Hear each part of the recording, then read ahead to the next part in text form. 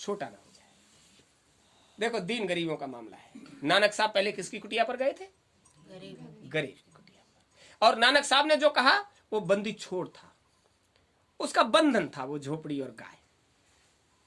वो हटने के बाद तो वो बहुत बड़ा हो गया। वो जब तक उसके बंधन में रहा तब तक छोटा, और उसका बंधन जैसे ही छूटा वो बहुत बड़ा। अब तो उस 12 पार नहीं, जमी अपनी जमा अपना, जहां बिस्तर लगा बैठे वहीं समझो मका अपना। अरे वो तो सब मालिक का दिया हुआ है। तो जब ये कहा कि गुरु तो बंधन छुड़ाता है, बोले हम कैसे माने हुजूर। चलो छाया में बिठा लिया और बताने लगे गुरु की दया जब उतरती है तो वो किसी भी शरीर में हो, जल के जीव हो, नभ में उड़ने वाले पक्षी, जानवर या मनुष्य का शरीर, पेड़ पौधे, पहाड़, नदी, ऐसा कोई नहीं जिसके अंदर जीवात्मा बसी हुई। देखो कितनी भेद की बात बताई। नदी, पहाड़, पक्षी, वनस्पति, संसार का कोई भी जर्रा नहीं है जहां जीवात्मा नहीं। लव महर्षि ने यह प्रमाण दिया था जब उन्होंने कहा था कि आप शालिग्राम जी का सेवा करो और वो तुम पर दया करेंगे, तुम्हारा उद्धार हो जाएगा। और वो शालिग्राम जी की सेवा करते रहे। उनका शरीर जब छूटा तो एक पहाड़ के अंदर प्रवेश करा दिया गया। संसार में जो भी चीज है बिना जीवात्मा की नहीं है, वो पहाड़ के अंदर प्रवेश करा दिया। तो उस पहाड़ में बैठकर, ये प्रमाण रामचरितमानस में मिलता है। जिस समय हनुमान जी यात्रा पर जा रहे थे लंका की, तो रास्ते में मैनाक ने उनका रास्ता रोका। उन्होंने कहा कौन हो भाई? हम प्रभु श्री राम के काम से जा रहे हैं। तो उन्होंने कहा देखो भाई, हम मैनाक पर्वत हैं। क्या पहाड़ बोलते हैं? बिल्कुल सच बात है। उस मैनाक पर्वत ने कहा थोड़ा विश्राम कर लीजिए, किसी रामदूत के विश्राम और आश्रय का अवसर हमको मिल जाए। तो उन्होंने कहा हमने आपका स्पर्श कर लिया, हाथ लगाकर हमने आपका स्पर्श कर लिया, इसी को विश्राम मानिए। राम काज कीने बिन मोहे कहां, हम जिस काम से निकले हैं उस काम को जब तक पूरा नहीं कर देते तब तक विश्राम नहीं करेंगे, ये हमारा संकल्प है। तो मैनाक ने कहा हम किसी का संकल्प नहीं तोड़वाते। हम भाग्यशाली हैं कि आज किसी सेवादार का हमको दर्शन हुआ और उसका कोई संकल्प है। सेवादार संकल्प लेकर निकला है, उसका कोई संकल्प है कि जब तक राम का काज पूरा नहीं हो जाता तब तक विश्राम नहीं। कहीं सुना तुमने कि हनुमान जी ने उस बीच में कहीं विश्राम किया हो? चलते ही रहे, कहीं विश्राम नहीं। तो आप समझिए किस काम को निकले थे? सीता मैया की खोज को। और जब निकल ही पड़े तो उन्होंने लिया संकल्प, जब तक इस काम को पूरा नहीं करते तब तक विश्राम नहीं करेंगे। किसी भी संकल्प को पूरा करने के लिए कुछ न कुछ बड़ा संकल्प लेना, ये प्रमाण है मानस का। तो अभी आप सोचने लग जाओगे अरे कि वो खाना पीना छोड़ दिया, बिना खाए तो कोई जिंदा रह ही नहीं सकता। ये स्थूल है ना, वो भोजन का पर आधारित है। हाँ, फर्क इतना है कि आप संसार में जो सब लोग जिससे जीवित रहते हैं वो नहीं ले सकते। कई प्रमाण ऐसे दे सकते हैं जहां लोगों ने जल भी ग्रहण नहीं किया है, छोड़ दिया है। आज भी है, एक महादेव के मंदिर में है, वो 11 साल के थे उस समय वो गए तो पता नहीं क्या उनके मन में आ गया, तो वो वहां जाकर बैठ गए, अपनी जीभ को काटकर भगवान महादेव पर चढ़ा दिया। अब तो बात भी नहीं कह सकते, और आसन लगाकर बैठ गए। उनको प्रसन्न करने के लिए बैठे थे। सामने मंदिर में महादेव का विग्रह था, वहां से दिखाई देता। और आज 24 साल हो गए, वही आसन है, आज तक उठे नहीं, उसी आसन पर बैठे हैं। न जल ग्रहण करते हैं न भोजन करते हैं।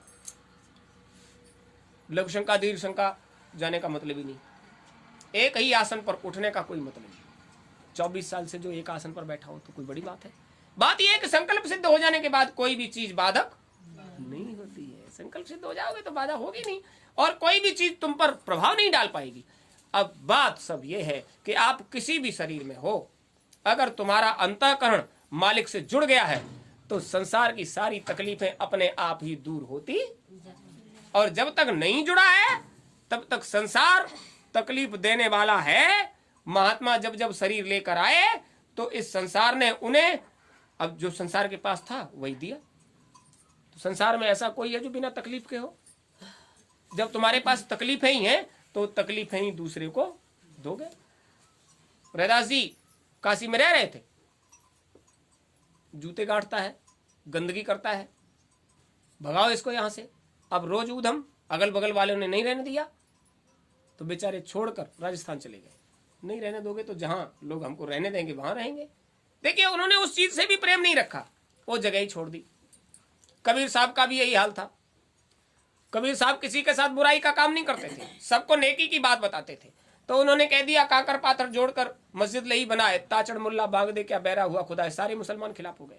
अरे बनता है मुसलमान, हमारे कुल खानदान में पलता है और हमारी बुराई करता है, और मुसलमान पीछे पड़ गए।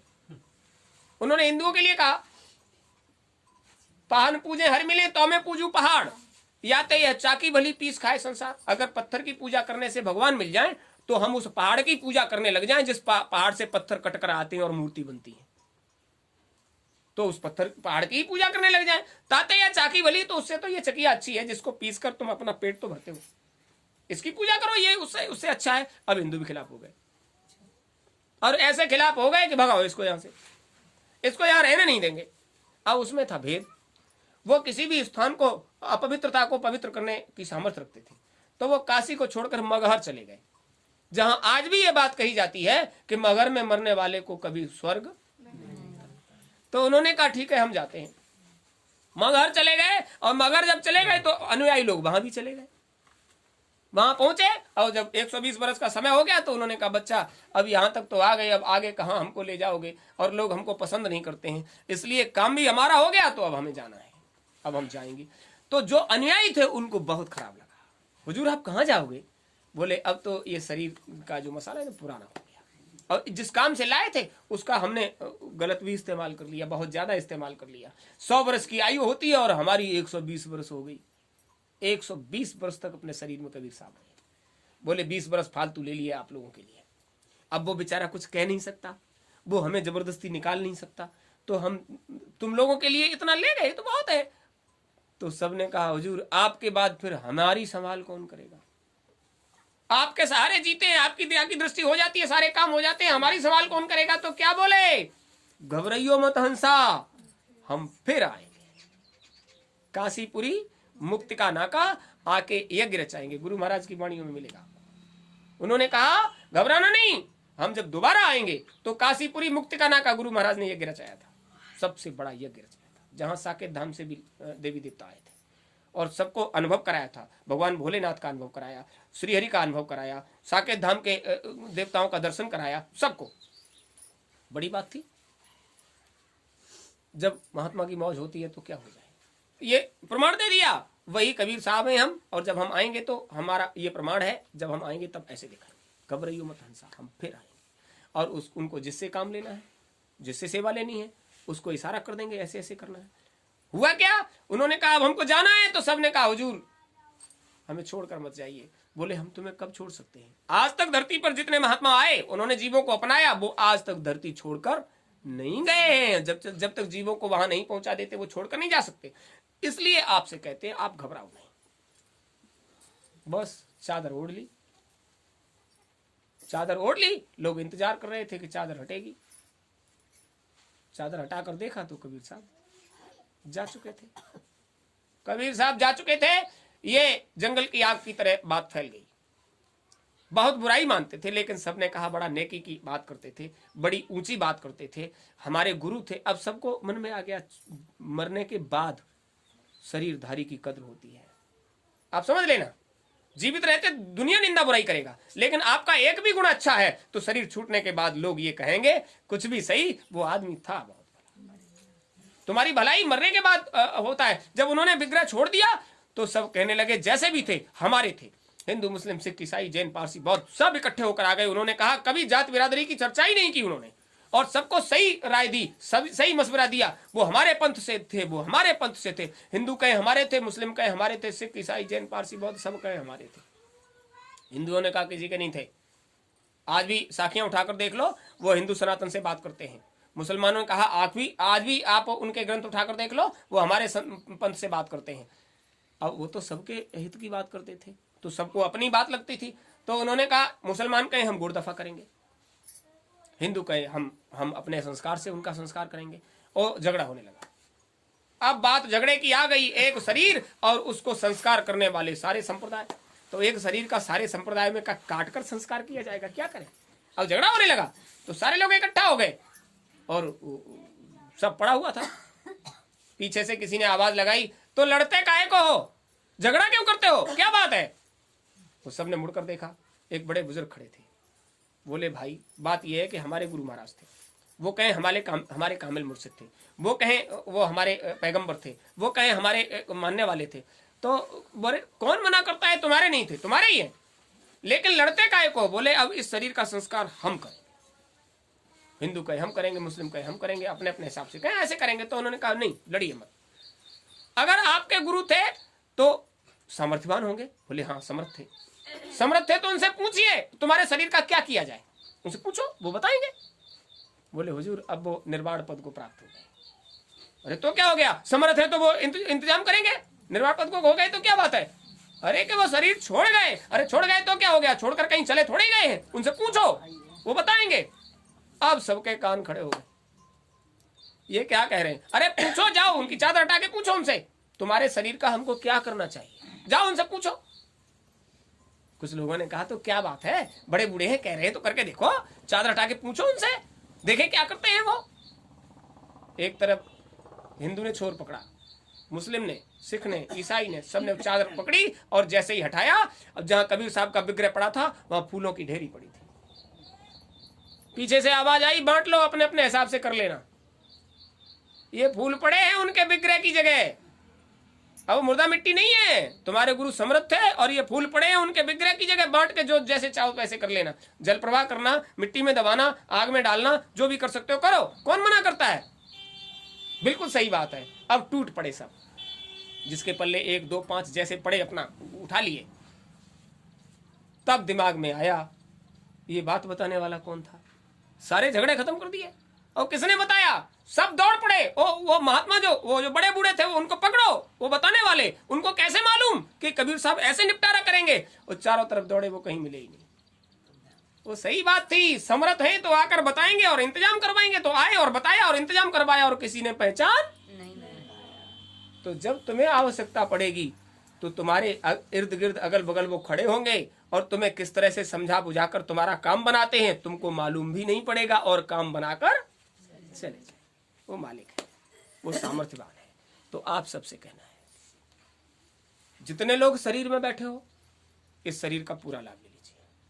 जो लोग अपने शरीर में नहीं बैठे हो, तो जिस शरीर में भी हो, लिंग में हो, सूक्ष्म में हो, कारण में हो, सब आते हो तो अपने अपने हिसाब से गुरु महाराज के दरबार में आते रहो। दरबार में आते रहोगे तो आप समझ लीजिए ये साधन धाम, मोक्ष का द्वार, मालिक की दया होगी और तुम्हें फिर मिलेगा। जब तक काम पूरा नहीं कर लेते तब तक तुम्हारा रजिस्ट्रेशन हो जाएगा, वो हाजिरी होनी चाहिए। शरीर छूट भी जाएगा और काम नहीं कर पाते हो तो फिर मिलेगा, लेकिन मिलेगा तो तभी जब अंतःकरण से उन्हें अपना लो, उनकी दया जब उतरेगी तब। गुरु महाराज तो ये कहते थे कि हमारे धाम की मुड़ेर पर बैठकर पंछी उड़ जाएगा, बैठकर उड़ जाएगा, फिर भी मनुष्य शरीर पाने का अधिकारी। और उनके धाम में पड़े रहते हो तो फिर तो उनकी दया होगी। और जब हाजिरी लगती है वहां तक चलकर जाती है हाजिरी, देखो हम बैठे हैं, हर धनी की दृष्टि तुम पर पड़ती है, तो जिस मंडल में भी जाओगे कहोगे हमें वो वाला शरीर दिलवा दीजिए, तो वो देना पड़ेगा, क्योंकि तुम उसके अधिकारी हो, तुम्हारा रजिस्ट्रेशन हो जाएगा। तो आप सबसे कहा जाता है, अब जो बूढ़ा हो गया, चाहे जवान है चाहे बच्चा है, जब तक है तब तक उससे काम लो, और जब इस काम के लायक न रहे तो इसको छोड़कर, जैसे उन्होंने कह दिया था हम फिर आएंगे, तो तुमको फिर आना पड़ेगा। और वो तो बैठे हुए हैं, समझ लीजिए, वो न कभी गए न कभी जाने वाले हैं, वो तुम्हारे लिए बैठे हैं। उनकी दया मेहर होगी और उनका पूरा प्रसाद मिलेगा। लेकिन एक बात बताएं, अपनी अपनी शंका समस्याओं को, अपनी अपनी कामनाओं को लेकर आते हो, वो पूरी नहीं होती। क्यों नहीं होती? उसका एक कारण है।